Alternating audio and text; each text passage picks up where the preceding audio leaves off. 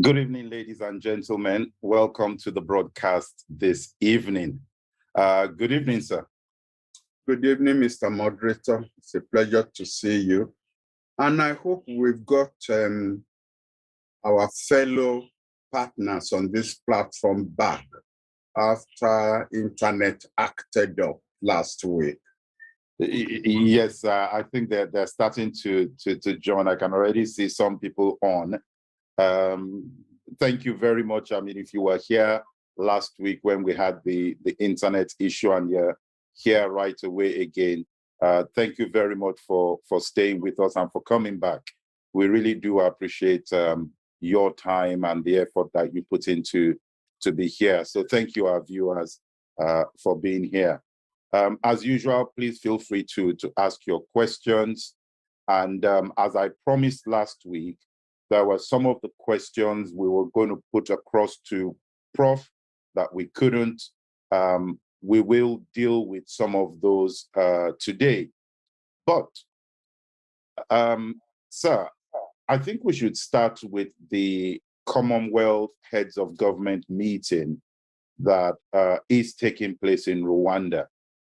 And something that has come to the minds of a lot of people, sir, is the fact that in fact, I think we talked about this last week and a few weeks back about the role Rwanda is playing in the whole UK debacle on immigrants being deported to Rwanda.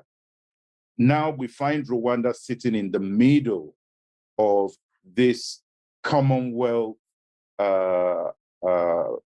event. How significant is this?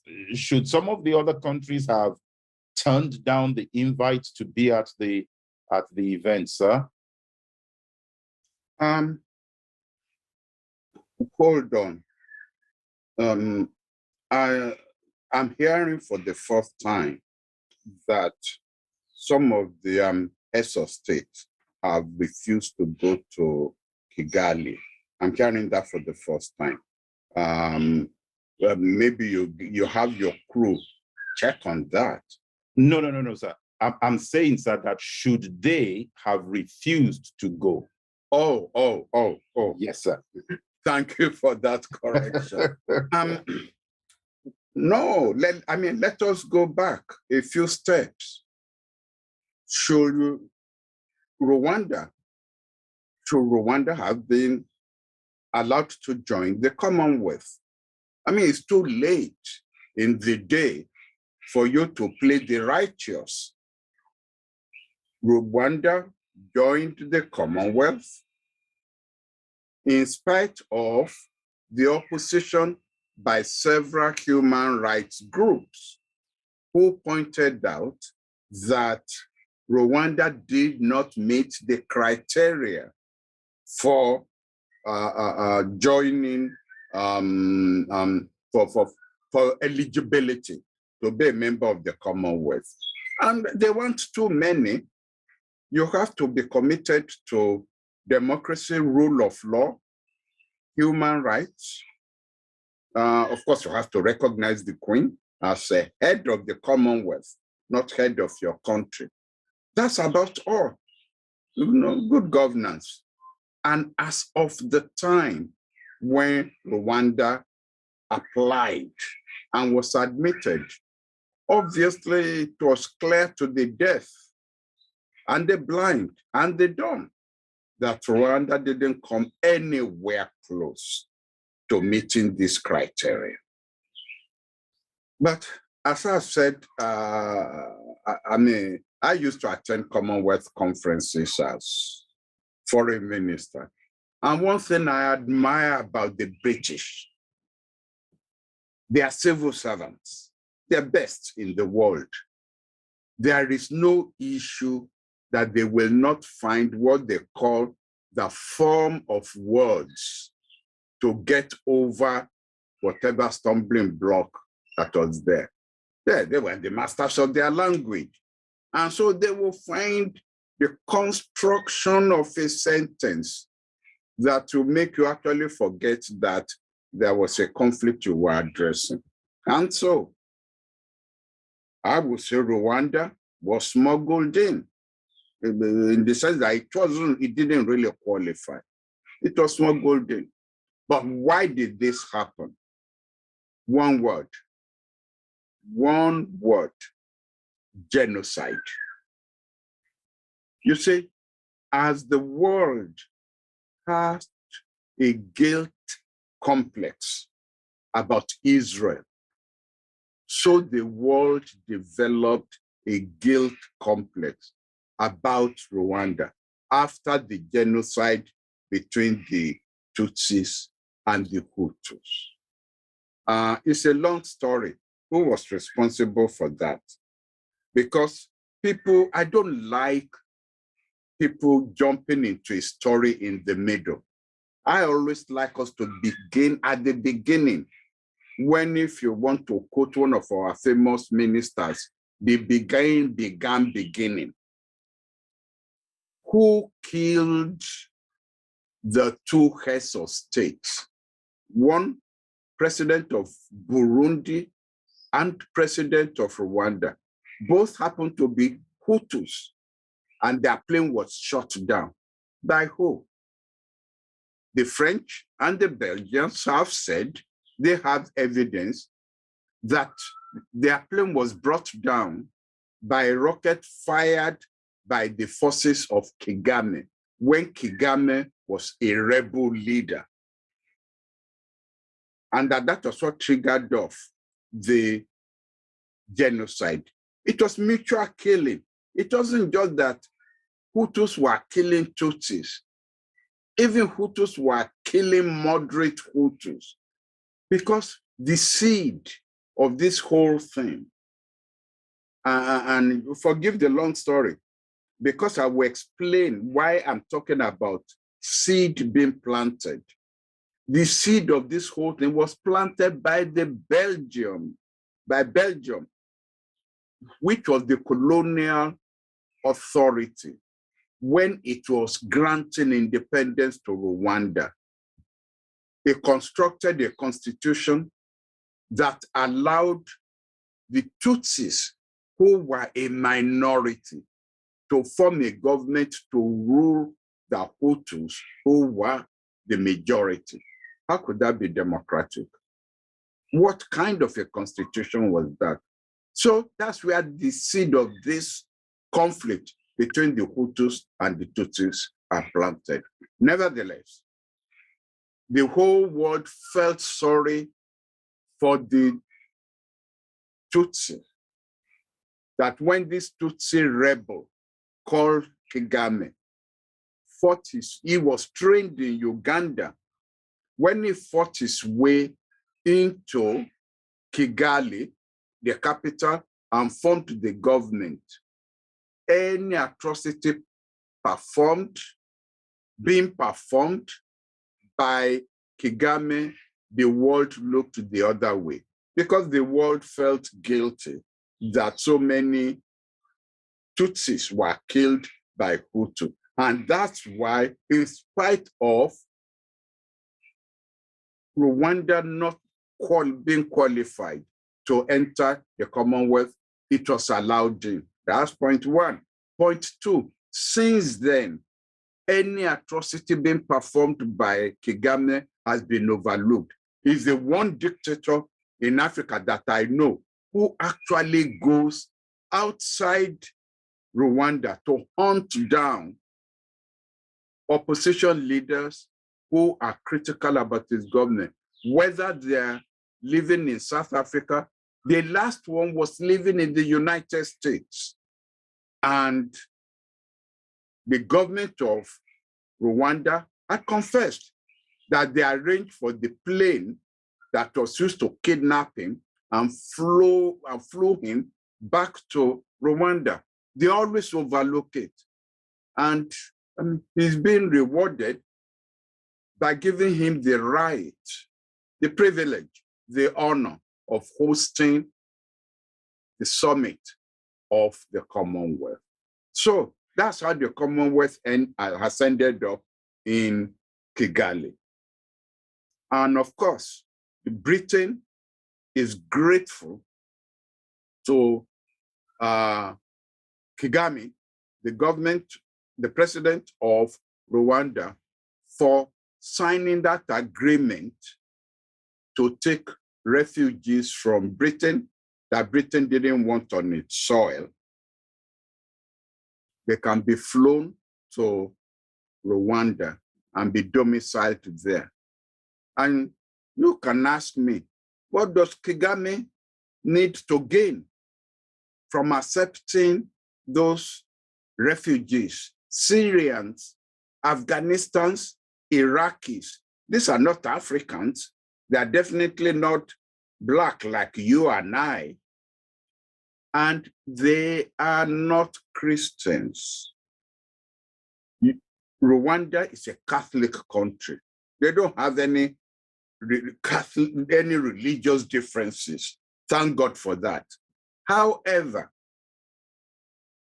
there is a percentage ratio between the population of the Tutsis, who are in the minority, and the Hutus, who are in the majority. By bringing in these refugees who are Arabs or Asians, is diluting the majority ratio of the Hutus. So you now have a layer between the Hutus, between the Tutsis and the Hutus, a layer of foreigners. He's planting a seed which is going to explode in their face and in our face, maybe 20, 25 years down the line. And why do I say that? When the Hutus boil over again, eventually, to get to the Tutsis, they're going to go through these Asian domiciled refugees. And then all of us, we Africans, are going to be blamed by the rest of the world for being violent, for being racist. Look, it's like what Idi Amin, that Ugandan dictator, what he did when he expelled the Asians in Uganda and expelled them to Britain. You know the irony of all of this?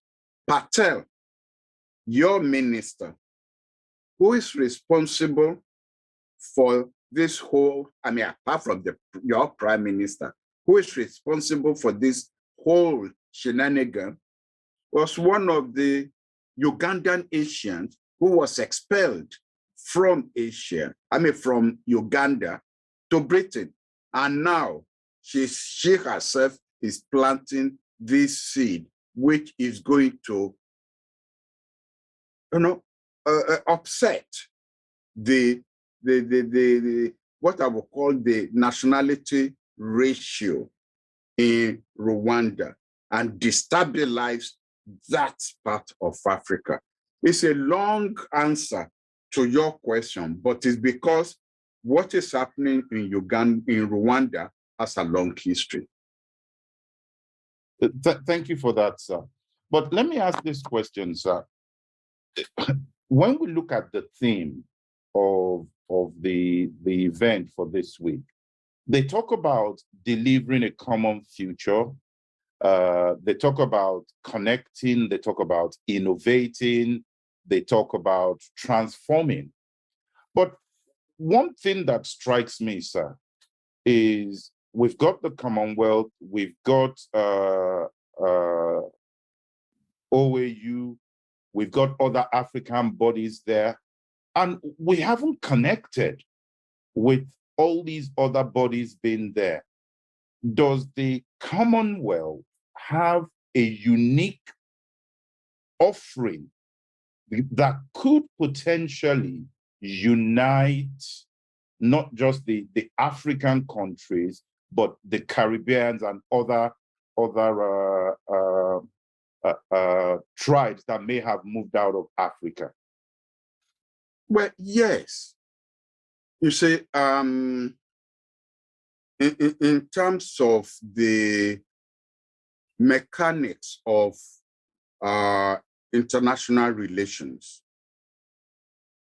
every organization that keys into the resolution of a conflict or keys into the agenda of a relevant issue strengthens that issue.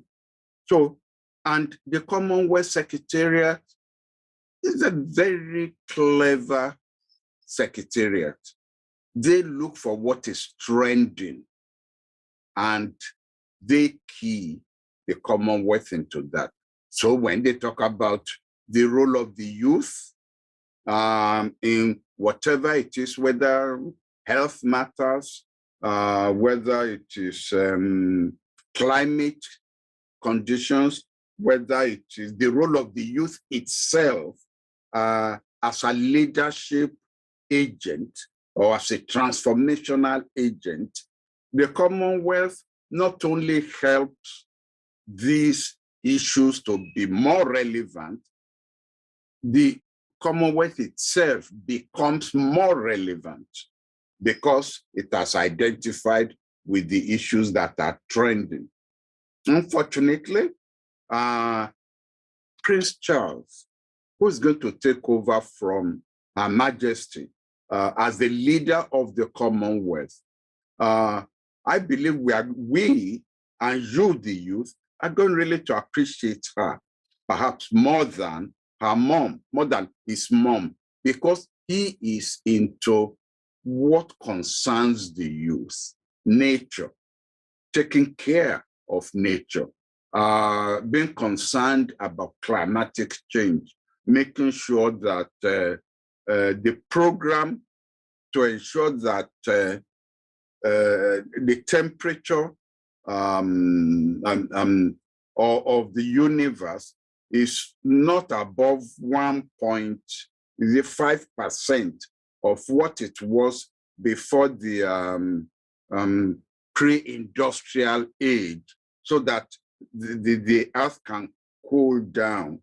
He's into all those kind of things which have caught the imagination and attention of the future, of the youth. So actually, he is likely to be more popular than his mother when it comes to that. But the Commonwealth has been very clever now into keying into these things that are trending. Number two, in terms of the institution of diplomacy itself, those ambassadors who represent countries in multinational agencies will tell you that if you have a resolution that you are pushing in an international organization, say like the United Nations, if for you to have a body of 50, 55, 60 that you can call your friends and you can lobby them, if none of them has any adversary reaction to the resolution you are pushing, then they support you. And you've now got a solid block of 60 votes. So to that extent, the Commonwealth becomes useful. And gradually the Commonwealth does develop, a Commonwealth position on issues that you can key into. If you have a candidate who is running for a particular position, say at the World Trade Organization, and there is no other candidate from a Commonwealth country, then if you lobby the Commonwealth, the ambassadors there, you are likely to get their support. So it is a useful instrument of diplomacy for individual Commonwealth countries. But of course, where this breaks down is if 2 or 3 other members also have candidates, then you cannot get a consensus. So it is useful. And they now have this institution of the Secretary General that rotates amongst continents. And in a way, there are, if you like, more of us than of them. If you decide that you are going to go to Asia for the Secretary General, fine. The next time it's likely to be Africa. Then the next time it's likely to be West Indies. Then the next time it's likely to then go to Canada. And that tends to, if you like, make our own status. When I say ours, I'm talking now about people of color, our own status in international relations. It gives an elevation, just one extra leg of elevation. If you are not Secretary General of the United Nations, you may be Secretary General of the Commonwealth, in addition to being maybe Secretary General of the World Trade Organization or the World Health Organization and that kind of thing. Thank you for that, sir. So let's move to another summit of that's taking place this time in Beijing. And let me pick the name first, BRICS, which we all know to be Brazil, Russia, India, China, and South Africa. I think it's been a while now where Nigeria has been ahead of South Africa. I'm not sure it's still a debating point. First of all, why isn't Nigeria in that clique there of those countries that form the BRICS? And possibly, what can we do to be that recognized in that state? And then we talk about the role that and the effect of having President Putin in there and joining a virtual summit. But let's deal with the name itself first and the absence of Nigeria in the name. Well, it's an unfortunate choice of acronym, actually. Because each time you say BRICS, it's like I'm looking for something to throw at the window. And then I say, no, it doesn't, it's not talking about BRICS, it's about BRICS. Oh, all right. Maybe they could have chosen a better one. Or as you say, Nigeria could have bailed them out. If they put an N there somewhere, then everybody will know what organization you're talking about. The absence of Nigeria there is a failure of leadership.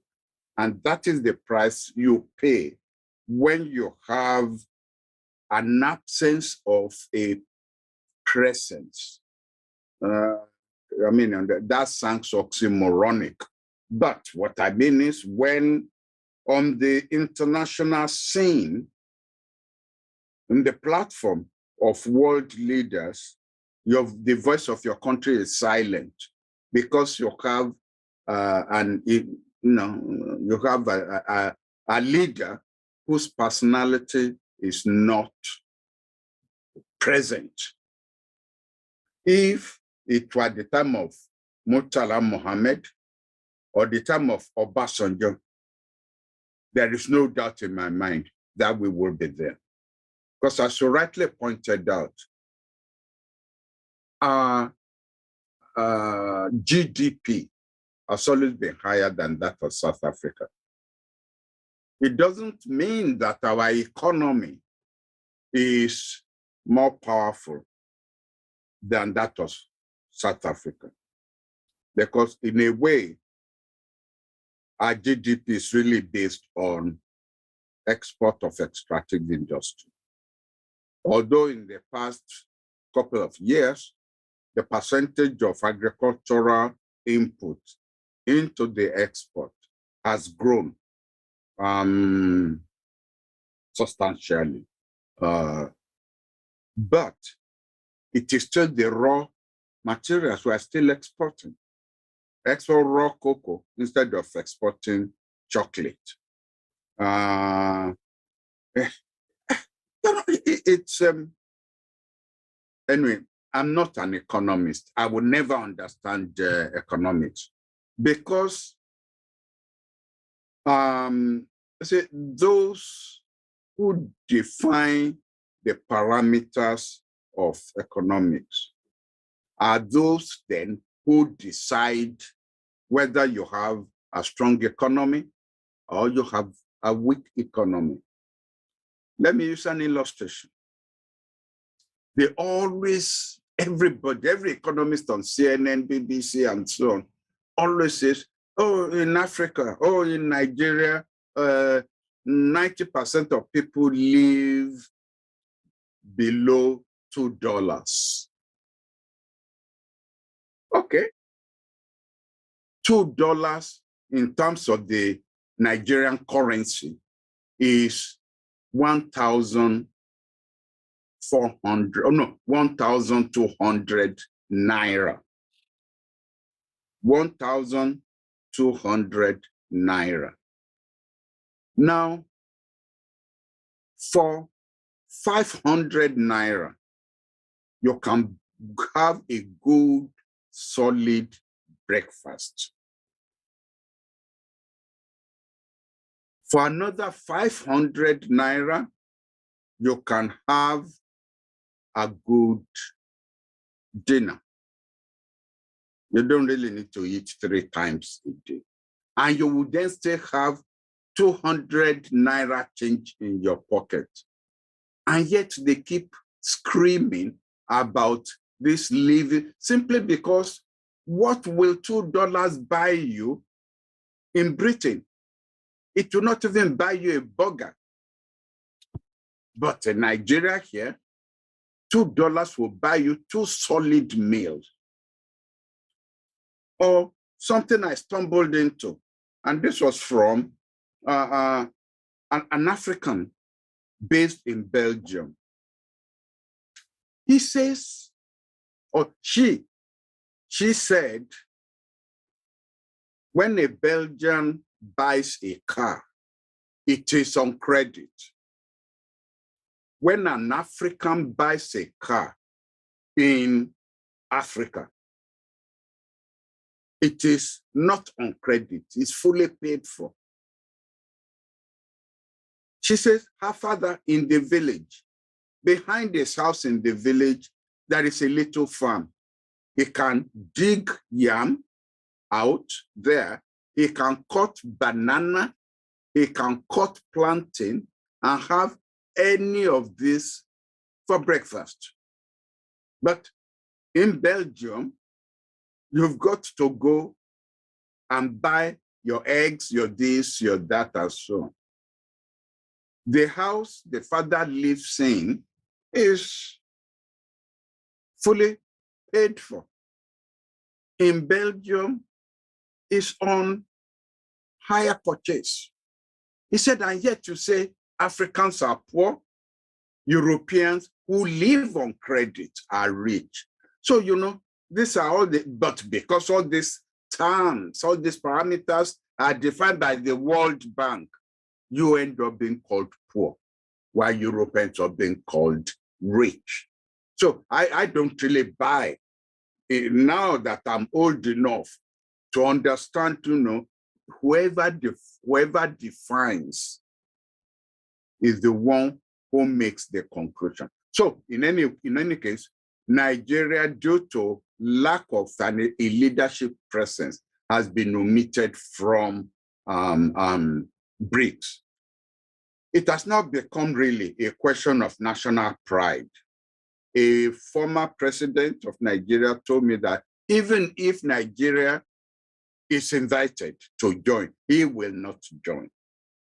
And there was one time when I believe it was a Brazil, no, an economist from, I can't remember from where, who actually was saying that the group itself is meaningless because it ignores Turkey, it ignores Nigeria, and he listed the countries that are ignored, and he was even able to form an acronym of the countries that were,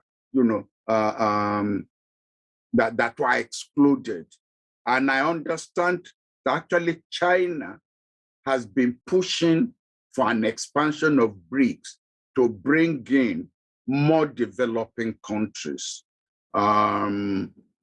Whether how this will resonate with those to be invited or with even the present member of BRICS, I don't know. Let me put this question to you again, sir. We've just talked about Commonwealth heads of government. We talk about BRICS. We talk about G7. We talk about G20. Do we really need more of this type of organizations coming together? Or do we just try and walk through the established ones that we have in place? What would be your take on this sort of proliferation of groups like this and coming together of all these organizations? Well, the fact is, in international relations, there is always room for initiatives. And as long as people play the politics of exclusivity, where you exclude some people who are patently qualified to be members, just in order to enhance your own status, where the people excluded will go and form their own. Even when you look at G7, there are nations that should belong in G7. When you talk about G20, there are nations that should belong there that are not there. And so they go and form their own. The more, the merrier. Or as the Chinese will say, let 1,000 roses bloom. We've been talking on this program now. I mean, I think this is 101 or 102. 102. About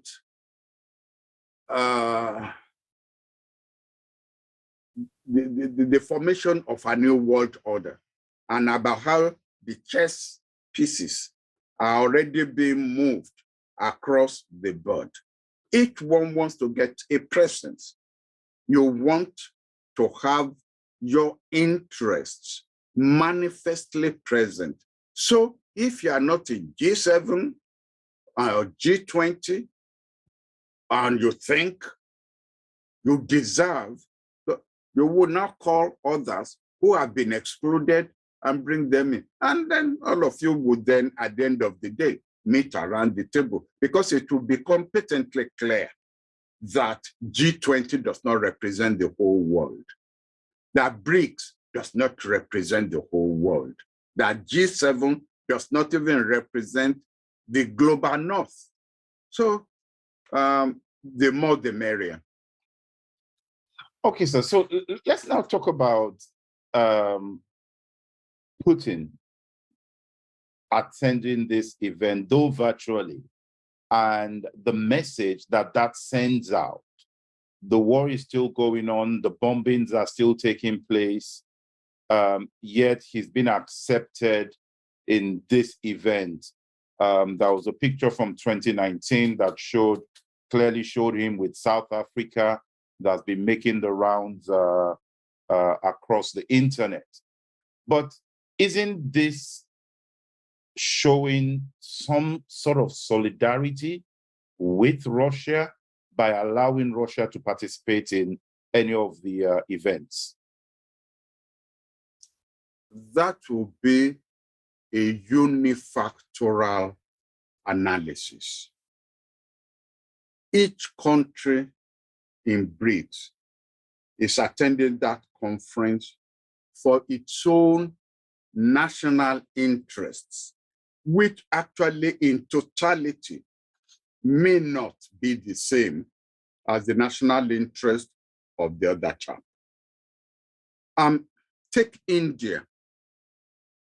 India could hold the hand of Putin because Indian security apparatus, weapons, are keyed into Russian military factories. And yet, India could hold the hand of Biden. I'm not saying Biden is a member of BRICS, but India could hold the hand of Biden because India needs the United States to help checkmate China. Don't forget, India and China are not the best of friends on all fronts. And so as you find India in BRICS, you'll find India attending the summit orchestrated by the United States. So I wouldn't use BRICS to be a factor to analyze who is on the side of Putin or who is not. The same thing with South Africa. South Africa remembers the day of the anti-apartheid struggle. Maybe the rest of us may never really know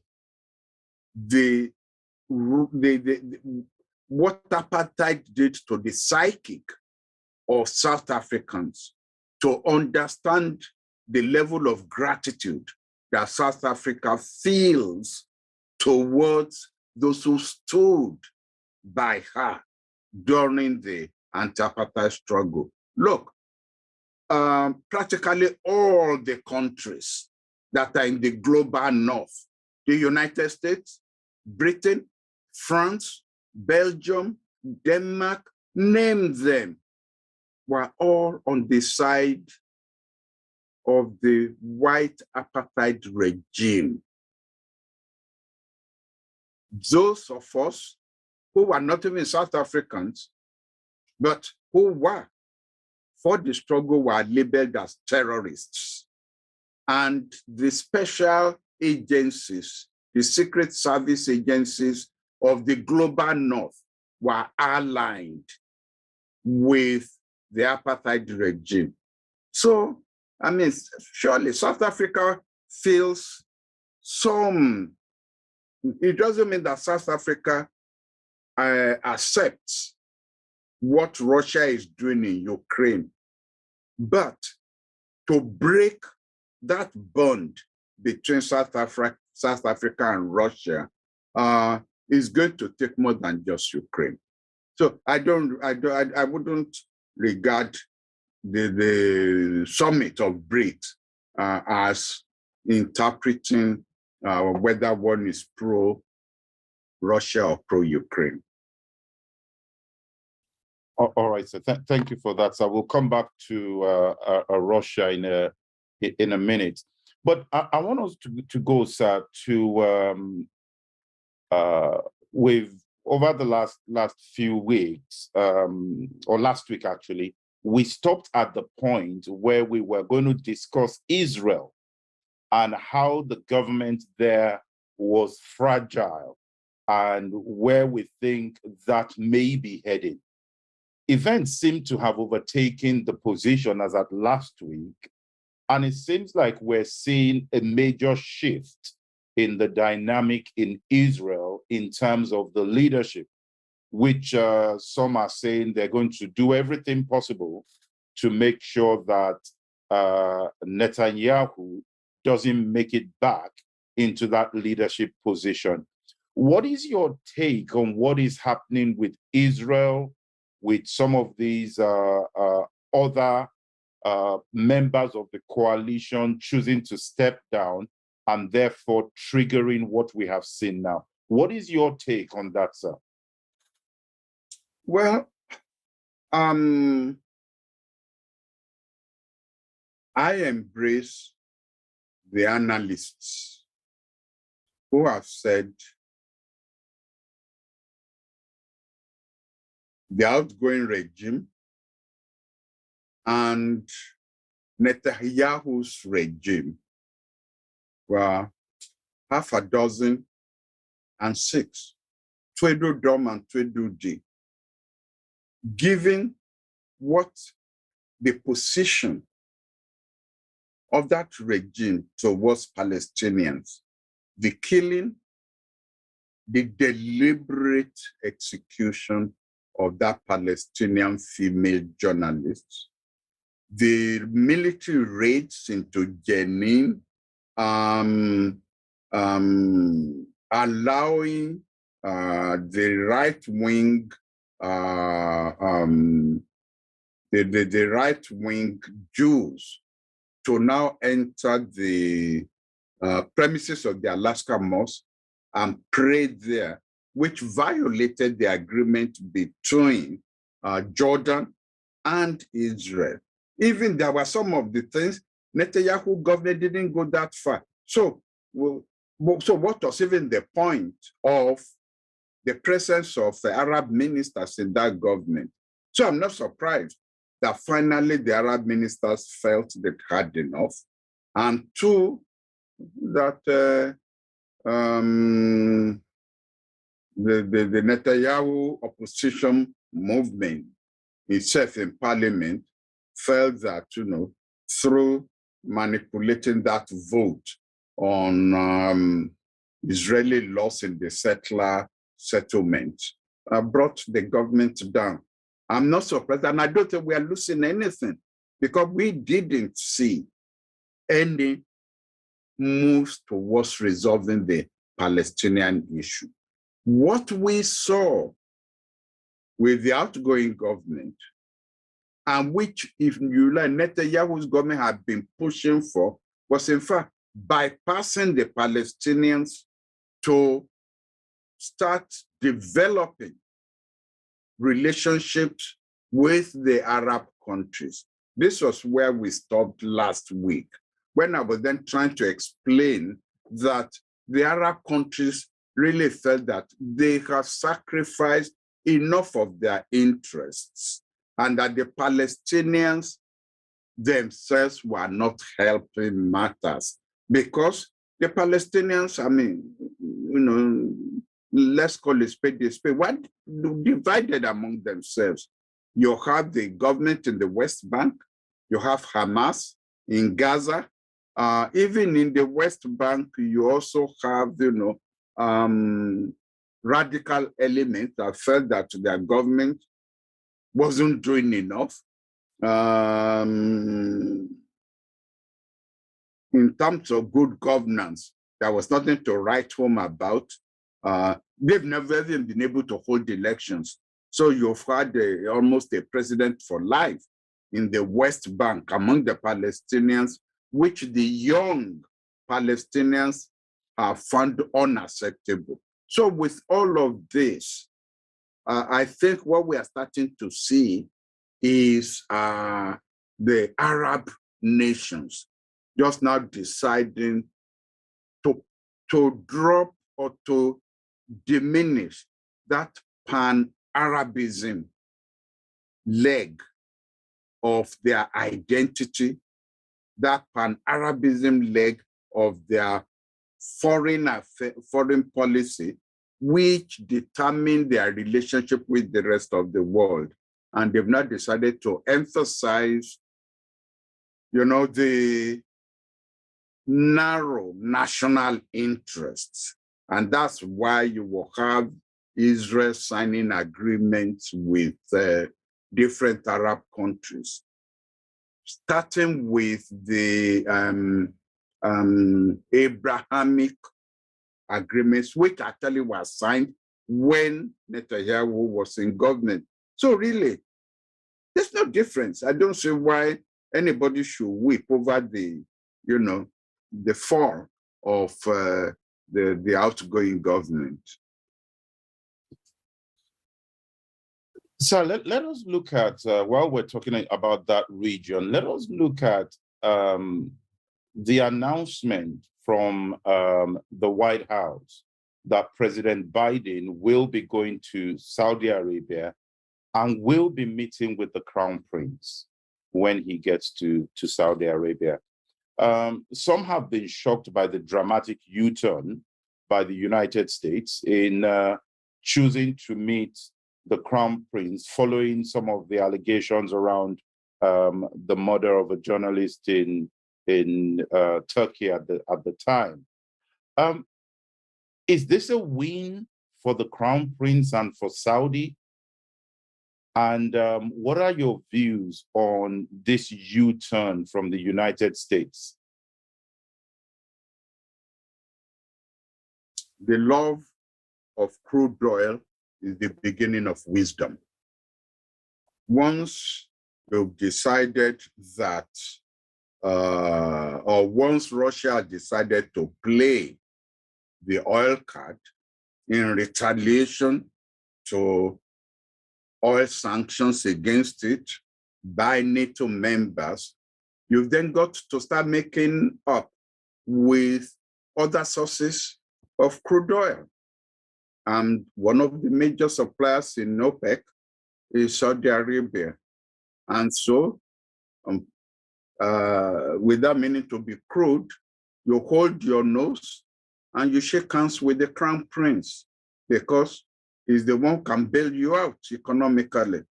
And this is why people say in foreign policy, there are no permanent friends. There are permanent interests. So you still feel sorry for the family of Khashoggi, and may his soul rest in peace. But life must go on. The president of the United States took an oath to protect and defend the United States, not Khashoggi. And if that now means going to pay obeisance in Saudi Arabia, so be it. He wouldn't be the first one to define the interests of his country as being higher than other interests, which may be more moral. But then, I mean, morality in government, leads you to making mistakes. Wow. There's a question on YouTube here. I will put this to you, but if you want us to take it next week, that would be fine as well. This person is referring to the situation in Lithuania, sir. And this is where Kaliningrad. Yes, sir. Yes, sir. Do you want to take that today, or would you do it? Okay. So the question here, sir, is regarding the situation there, and how do we deal with what is happening there? Because is this going to escalate the war even more now that there is this blockage of goods from Russia to the rest of the world? That was their escape route. Now it's being blocked because Lithuania is enforcing the EU sanctions. How do you think diplomacy can come in there to help to resolve that?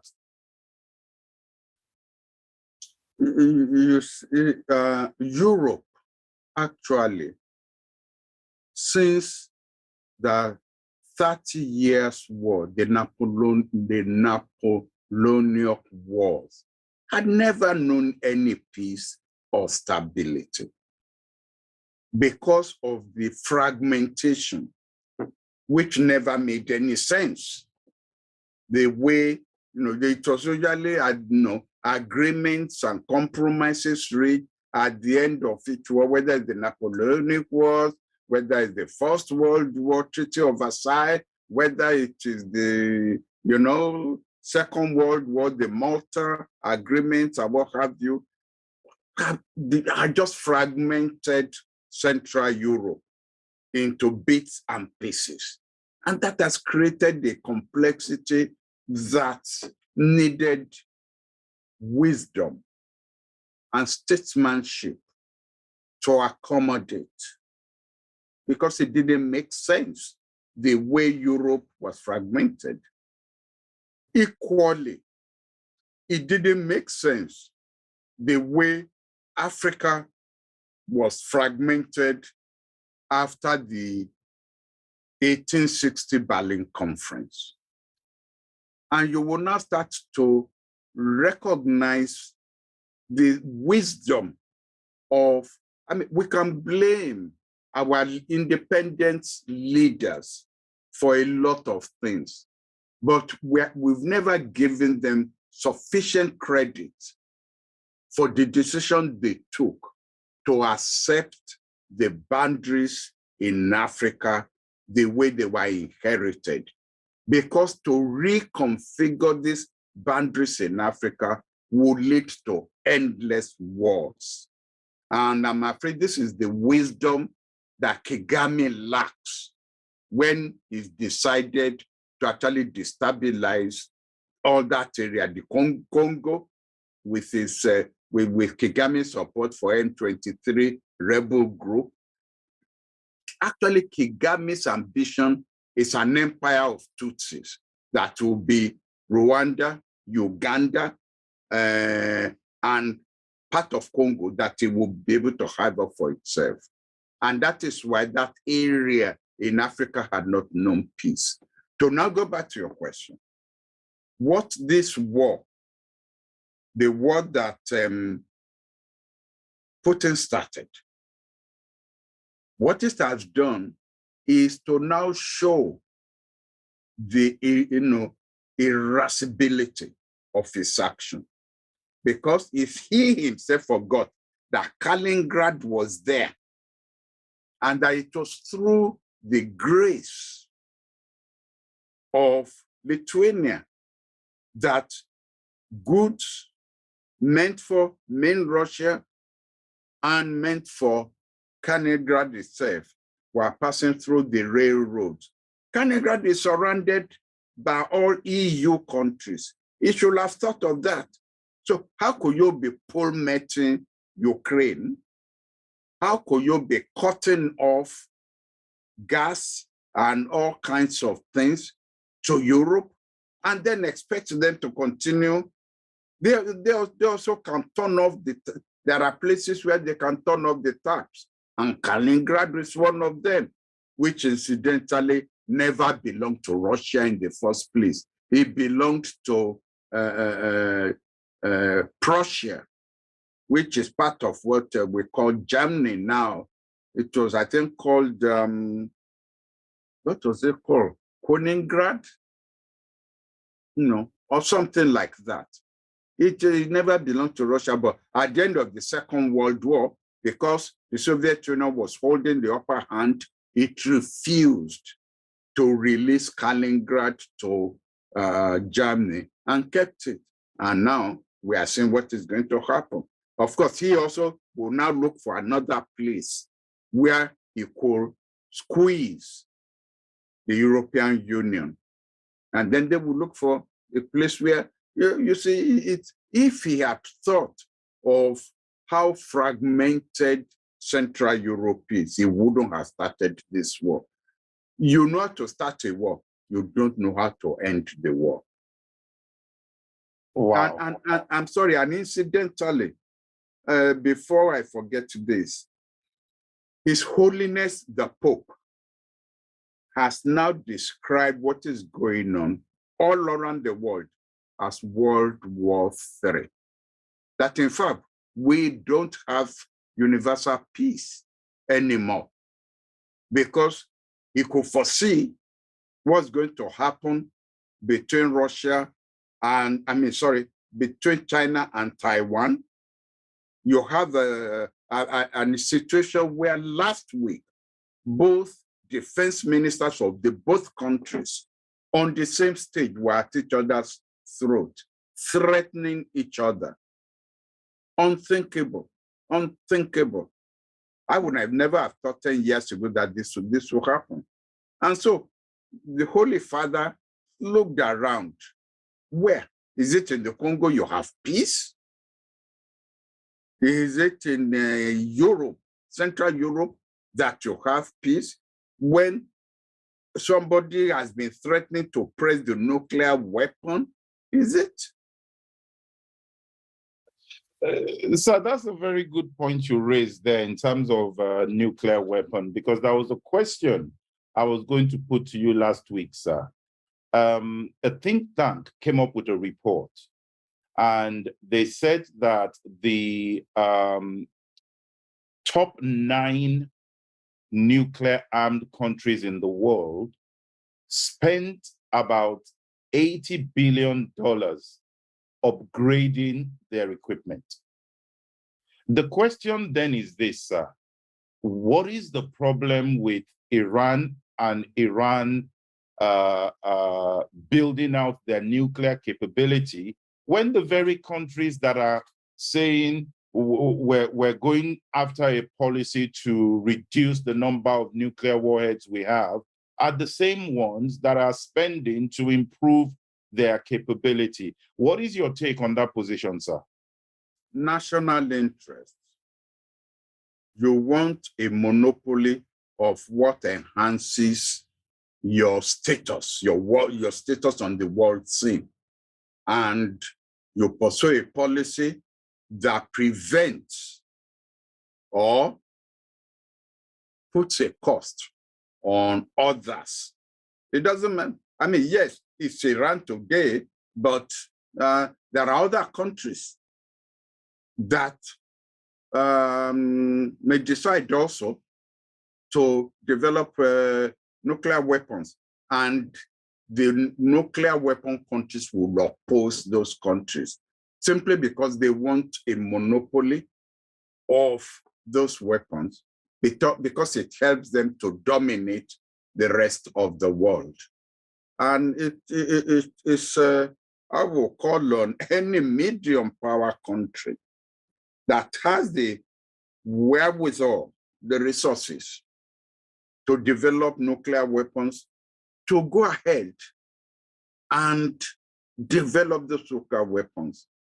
They are good defensive weapons, because the moment people know that you have nuclear weapons, the more respect you get in the world. I was in the United States as a graduate student in the 60s, and I know how the Chinese used to be treated with derision, how they used to be talked about with contempt, until the day they had their first nuclear test. Believe me, the tone, the language coming out of the White House, the State Department, the Department of Defense changed overnight. It now shows some respect for the Chinese. So, and it was then I drew the conclusion that acquiring nuclear weapons was not an act of recklessness.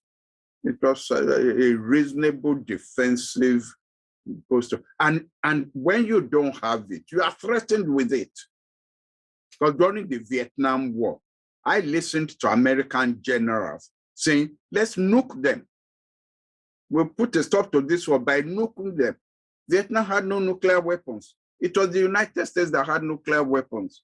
But fortunately, good sense prevailed in the White House and in the State Department. So really, the explanation is simple. Monopoly of nuclear weapons enhances your status in the world.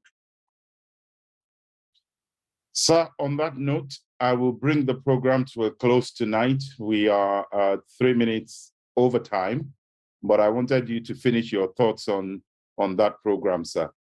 Thank you very much. And to our viewers, thank you so much for being there. We got through it today, so fantastic. I think we tick the box on that one. We'll be back same time next week. Thank you. Bye for now.